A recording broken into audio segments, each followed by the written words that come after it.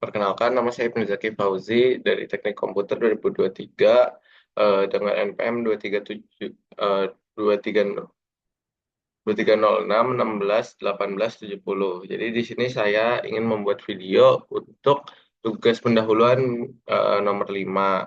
Di sini eh, disuruh memilih salah satu dari desain pattern yang sudah disebutkan. Di sini saya akan memilih singleton singleton pattern. Singleton pattern termasuk ke dalam creational pattern. Apa itu creational pattern? Di sini eh, adalah pattern yang berhubungan dengan bagaimana suatu objek bisa dibuat secara efisien dan fleksibel. Umumnya dalam suatu program terdapat banyak sekali tipe-tipe objek, baik yang berhubungan maupun yang tidak berhubungan. Jika menggunakan metode tradisional untuk membuat objek-objek tersebut, maka program ini tidak akan efisien dan perlu banyak perubahan karena tidak ada fleksibilitas, yang mendukung untuk pembuatan objek. Rational pattern adalah solusi untuk menyelesaikan masalah yang ditemukan dalam pembuatan suatu instance atau objek agar program bisa lebih fleksibel. Nah, di sini saya akan memilih contoh-contohnya. Itu dari singleton pattern. Jadi singleton pattern itu apa sih?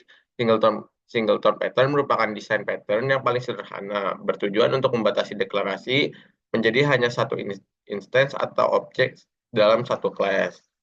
Eh, Tujuan utama dari singleton ini eh, adalah untuk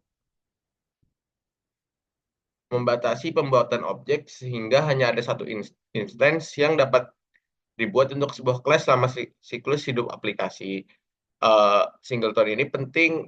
eh, si- Singleton ini penting ketika hanya satu instance dari sebuah kelas yang dibutuhkan. Misalnya untuk mengelola sumber daya seperti koneksi basis data atau ketika menginginkan sebuah titik akses global ke sebuah objek.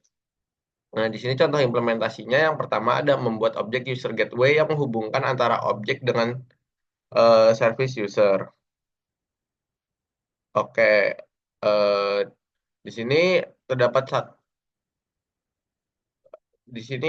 terdapat instance tunggal di mana dalam class user gateway kita memiliki variabel instance yang merupakan instance tunggal dari user gateway. Variabel ini deklarasikan sebagai static eh, static final yang berarti ini hanya dapat diinisialisasi sekali dan berlaku untuk seluruh aplikasi. Nah, ini instance tunggalnya guys.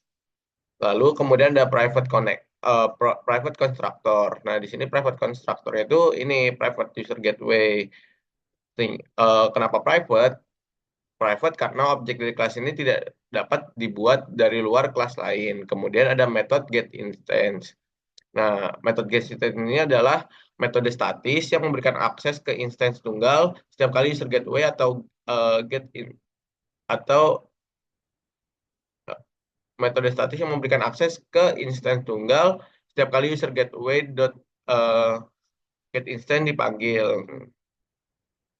Eh, Kemudian ada metode layanan yaitu get user name by ID. Ini adalah contoh metode yang mungkin mengembalikan data pengguna meskipun pada contoh ini implementasi metode tersebut hanya mengembalikan nilai kosong. Ini returnnya kosong, guys. Kemudian yang contoh yang kedua adalah memastikan bahwa hanya ada satu koneksi ke database yang aktif dalam aplikasi yang berinteraksi dengan basis data. Nah, instance tunggalnya sama seperti contoh user gateway. Instance di sini adalah instance tunggal yang dideklarasikan sebagai static final. Kemudian ada private constructor yaitu database connection. Ini dia merupakan konstruktornya. Kemudian ada metode get instance yang mengembalikan instance tunggal untuk mengakses koneksi basis data. Kemudian ada metode layanan ini dia service method itu eh, public void execute string query. Jadi mungkin sekian yang dapat saya paparkan. Kurang lebihnya mohon maaf. Selamat pagi.